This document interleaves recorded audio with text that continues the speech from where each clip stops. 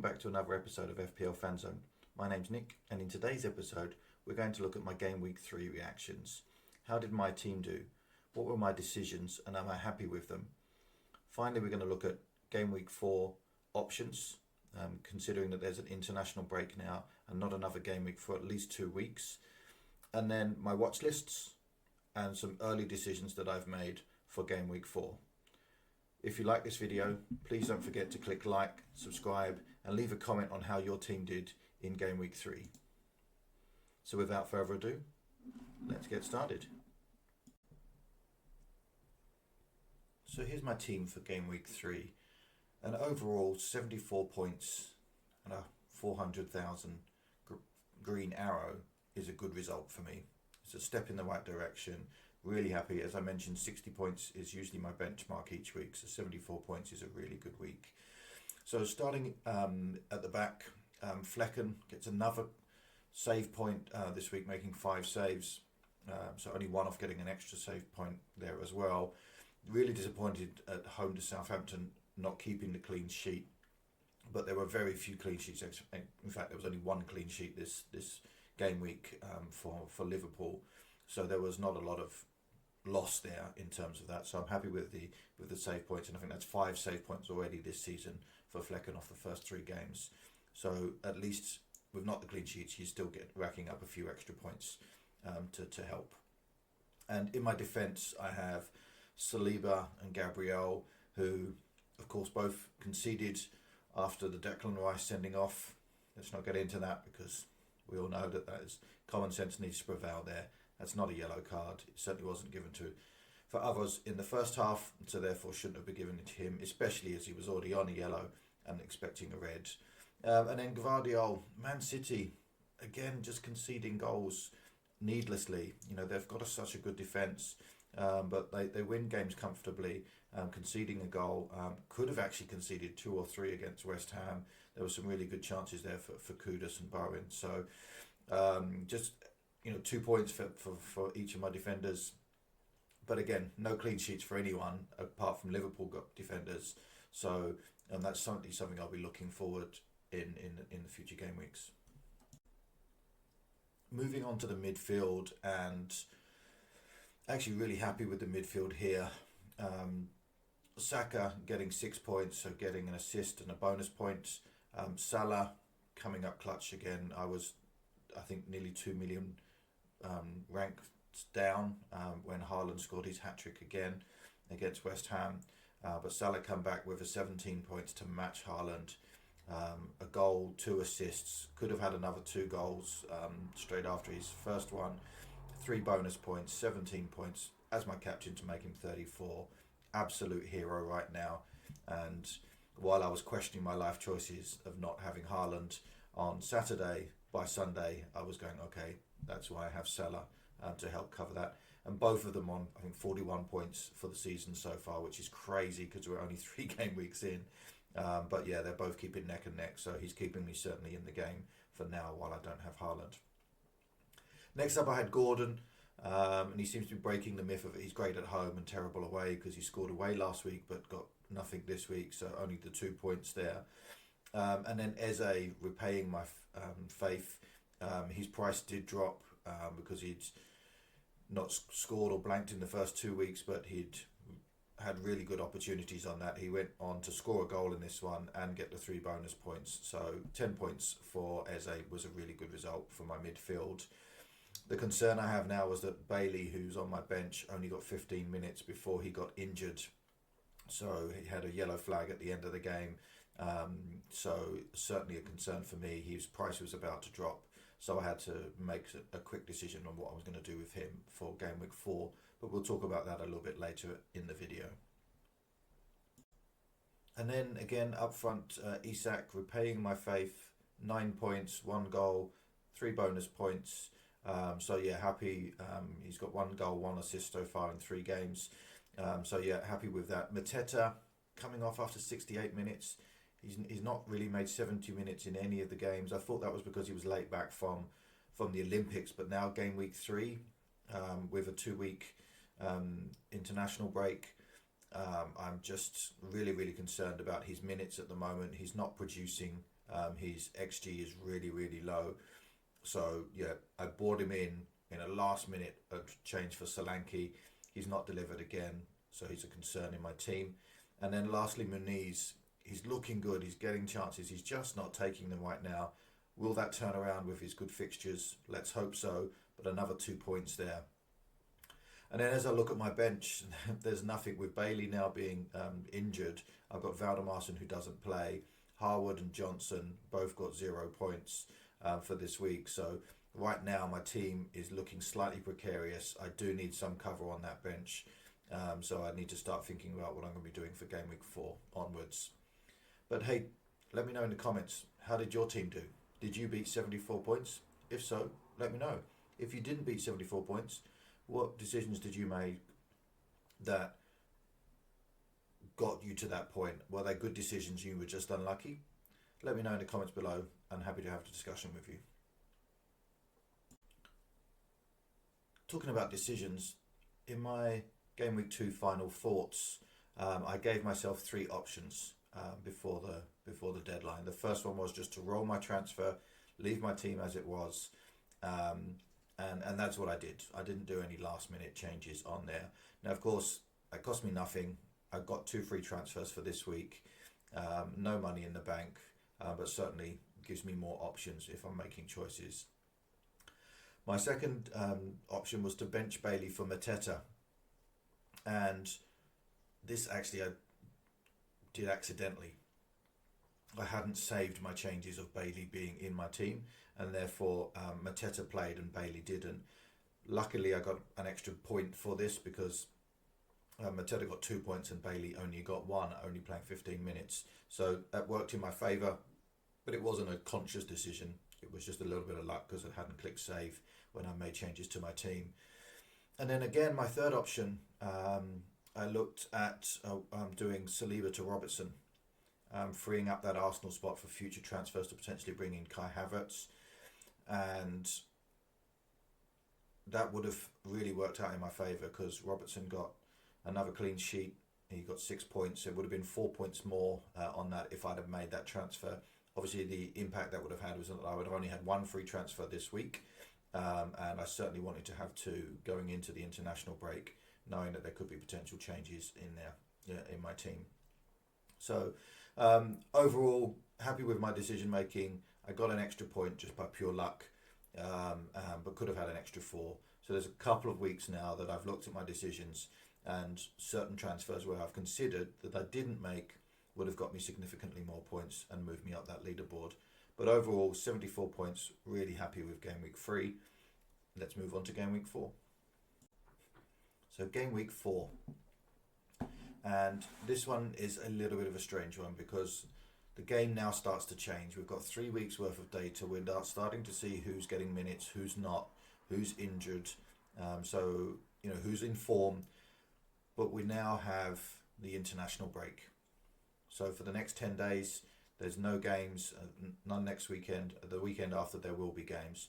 During that period, there's obviously lots of players are going away on international duty, and that could potentially lead to injuries and everything else. So certainly something that you need to consider when thinking about your planning. Do you need to make that decision now, or can you wait till after the international games before making that decision? Now, something that will impact whether you make that decision or make that transfer now versus later on is price changes. And this actually impacted me quite a lot. So just be careful of price drops. At the early part of the season, price changes happen rapidly. Can happen even while the games are still playing, which is what happened in this instance for my team. And they may potentially block your future transfer plans. So just keep an eye out. If you are looking to change between players and you've only got just enough money, keep an eye out. There's several websites that allow you to track price changes for free, and I'll drop one in the comments, the one that I use below in the comments if you want to have a look and track potential price changes for you. Now, they're not 100% accurate, but they're usually pretty good, about 90-95% right most of the times, and they'll tell you whether it's going to happen today, tomorrow, based on the current transfer trends. Next up, after the international break, is that a lot of teams will now start to have European fixtures. And this is going to have an impact on players that are going to be potential minutes risks. So think of people like Liverpool. Right now, you're seeing Jota and Diaz and Salah getting 90 minutes or 80 minutes plus each game. Suddenly, when there's a midweek game week, a European fixture, will they drop Diaz and Salah, or give them slightly less minutes and then bring in a Nunez, or bring in a Chiesa, for example? So for me, for example, with Liverpool, I think Salah is still nailed for his 90 minutes or 80 minutes plus. For the other two, there's certainly a concern now that there's going to be that rotation on that. It's certainly with Man City, there will be rotation. So it's something to just consider when you're making your transfers at the end of the international break. Does the team that you're bringing in have European fixtures? And if so, will that impact the player you're bringing in and the amount of minutes that they've got? So, for example, someone like Rodgers, before Bailey's injury, could have been a potential transfer risk. Someone like Watkins, who's not really performing, but John Duran is now getting goals off the bench, may now take minutes away for him. So, because Aston Villa have European games, so really, really think about when you're making those decisions. If you're wildcarding, or if you're just you've got one or two free transfers, is the person that you're bringing in a potential minutes risk because they have European fixtures midweek, and clubs will need to rotate their squads. And then lastly, do you have a short-term plan? Are you starting to consider when you're going to wildcard? Are you just going to wildcard because you don't like your team now? Me personally, I'm thinking wildcarding game week 6. There's a couple of tough fixtures now for Man City, and Arsenal are playing each other. Liverpool have a nice couple of fixtures, and that continues for a little while. So for me, I'm just starting to think now that game week 6 there's a couple of fixture changes for Arsenal, and I want to switch up from having 2 defenders to having Havertz up front. So I need to start thinking about those changes moving forward. So my early thoughts right now, and of course I'm allowed to change my mind between now and then, depending on what happens, but game week 6 looks like wildcard strategy for me. And if that's the case, then I can probably be a little bit more aggressive on my transfers over the next couple of weeks. So let me know, guys, are you wildcarding this week? Do you have a plan to do it in game week 6 or game week 8? Let me know, and I'm happy to discuss with you in the comments.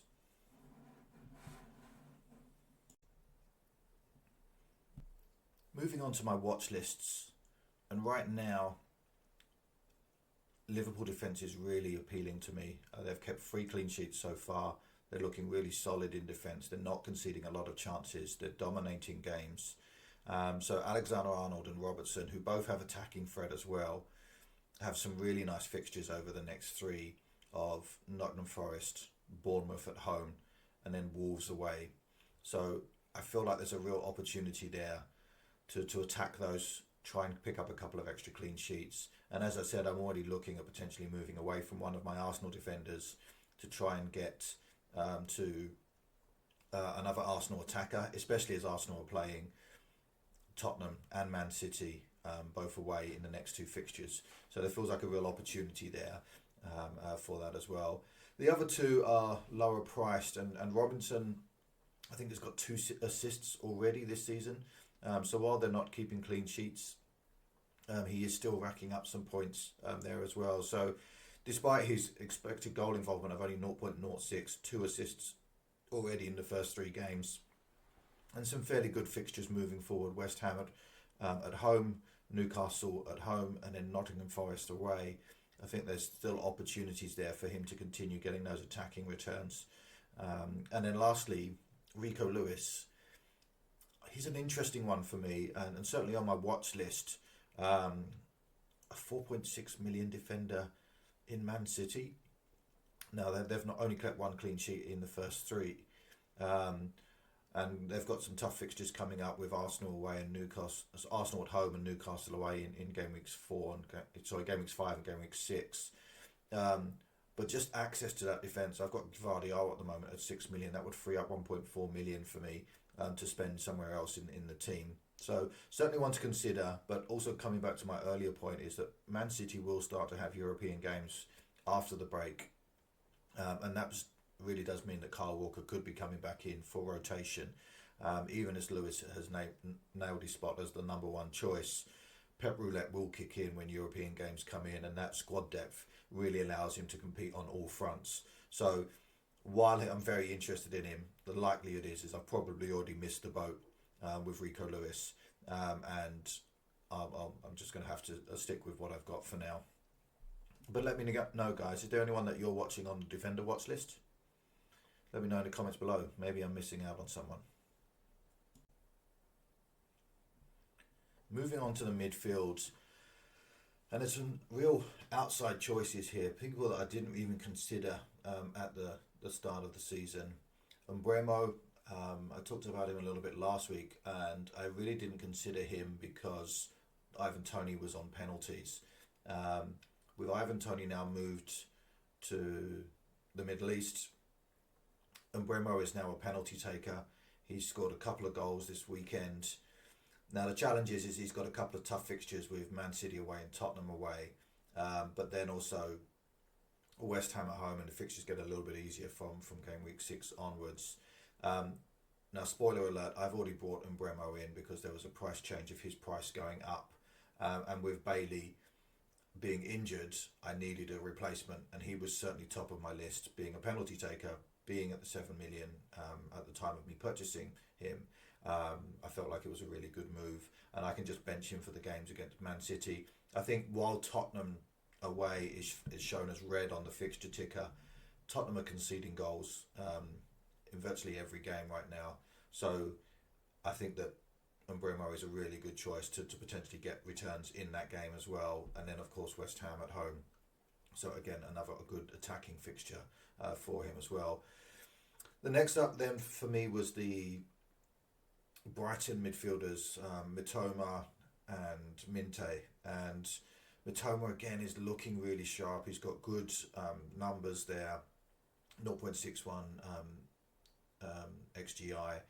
Good fixtures for the next two in terms of Ipswich and Nottingham Forest at home, and actually even Chelsea away. While that's highlighted in red, Chelsea defensively are still looking really, really shaky at the back. So there could be good attacking returns there as well. So I put this fixture ticker colours in based on what they're on the FPL website, but actually I have a different view on those. You know, Tottenham away, I don't see that as a difficult fixture for an attacker for that as well. Next up, Luis Diaz. Everyone went Jota at the start of the season, and he scored in the first 2 games. But Luis Diaz has already got double Jota's points. I never saw that coming. So he certainly has to be on my watch list. An XGI of 0.99 looked really, really sharp. It's got 15 points, 17 points in the last 2 games. So getting double-digit hauls. My concern, as I mentioned, is that going into after the international break is that there are European games, and there's a lot of depth in that Liverpool front line, so potential rotation risk. But looking at those next 3 fixtures, it's certainly one that I am considering on my lists. And then 2 lesser owned players, Semenyo, 0.83 expected goal involvements across the first 3 games, and you know he's got Chelsea at home at the moment. Again, a great attacking fixture. They're not great at the back at the moment. They're still struggling to find that back 4 solidity. Liverpool away. Now that looks like a tough fixture. So you know certainly doesn't look like he would be getting many attacking returns given the Liverpool defence at the moment. The complete opposite of Chelsea's. And then Southampton at home. So again, some good. 2 out of the next 3 fixtures are certainly attackable for having someone like Semenyo. And his shot stats at the moment are really, really high. He's scored this week, so he's on is finding a bit of form. And I think that with Solanke now moving away, until Evan Nilsson finds his feet, there's a real opportunity there for him to make a name for himself and get some points on the board. And at only 5.6 now, I think at the time of recording, he's a great option in that midfield. And then lastly, Onana. Now, when I think about Onana, he was never on my list. I had discussions pre-season with some of my friends, and they were like, "I just don't see it with Onana." But again, he's popped up with another goal. He's getting there in those positions. Is he the next Douglas Luiz? Obviously, he was brought in to replace Douglas Luiz at Aston Villa, And while he's not on penalties, he is marauding into the box, getting opportunities and taking them right now. So with a 0.46 expected goal involvement, a very, very low ownership across the FPL fan base. And look at those next fixtures. Everton at home, they've been terrible defensively. Wolves conceding goals left, right and centre at home. And then a newly promoted team in Ipswich away. Those Villa fixtures look great right now. And obviously I'm really disappointed because Bailey got injured. And maybe just moving to Onana would have been a really good option for that as well. So certainly sitting on my watch list right now, but I already have made my move to bring in Umbremo, and I'll talk about that in the next slides. But let me know, guys, midfielders, who have I missed? Put it in the comments below. I'll get back to you shortly. Up front, what can I say? Another match ball. His spare room must just be full of balls. Signed by his teammates for him scoring hat-tricks. I think that's his 8th hat-trick for Man City. It's crazy. This guy is on target to hit 88 goals this season. Now, of course, you've got to take into consideration where they're at right now. He had a completely full pre-season. He didn't go away on international duty. He looks fitter, leaner, sharper right now. But also, if you look at his first 3 opponents, he's got Chelsea with a brand new manager, still trying to find their feet, haven't been able to find their defensive stability. He played Ipswich at home, a promoted team, still trying to find out their feet within the Premier League. And then West Ham, who, again, have a new manager, have brought new people into their defensive line. So while he's scoring hat-tricks at the moment against teams that aren't set and ready, in the next couple of weeks, he's going to be facing better defences. Brentford, I'm still worried again. They're conceding goals at the moment. I know because I've got Flecken in goal. I'm just hoping Flecken has a blinder and gets loads of save points to cover all of the minus points from Haaland's goals. But then after that, he's got Arsenal, who are a really solid defence. And then Newcastle away. So it will get tougher for Haaland. But of course, he's top of my list. But only expected goal involvement of 1.31. The guy's got 7 goals. It's crazy. He can't continue at that ratio. I know he's great, but he can't be scoring 7 times his XGI. It's just nuts. Next up is Havertz. And again, I know he's got tough fixtures at the moment. Tottenham away. Again, still looks like an opportunity for players to score there. Tottenham do concede regularly, so while it's still showing as red, I will raise it again. I don't think that's a tough fixture for an attacker, but I can't get to Havertz at the moment because I've already tripled up on Arsenal. But I am certainly looking at it from those fixtures from game week 6, from Leicester onwards, that are whether I wildcard or I plan my next 2 transfers to allow for him to come in. And then my last one on my forwards watch list is João Pedro. Now, I considered him pre-season. I didn't go for him. I ended up going for Muniz. I totally regret that decision moving forward. But his price has risen again. I think he's now up to 5.7. And his next couple of fixtures, Ipswich at home, Nottingham Forest at home, and then Chelsea away. Again, I still think that's a green fixture in my mind for an attacker right now. So he's already been brought into my team again because of price changes. I have taken out another attacker who was going to drop in price, and I brought in João Pedro, who was going to rise in price. So let me know, guys.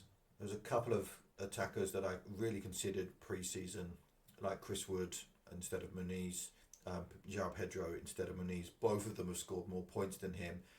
But let me know who's on your watch list. Who should I be keeping an eye out for? But hopefully this has helped you with some of your decisions. So let's have a quick look at what changes I've made for my team. Once again, everyone, thank you for watching FPL Fanzone. If you like this video or you've got to the end, please don't forget to hit that like button, hit subscribe, hit the notification bell to see updates for future videos. And I will see you all in the next episode. Enjoy the international break, and may your arrows be green.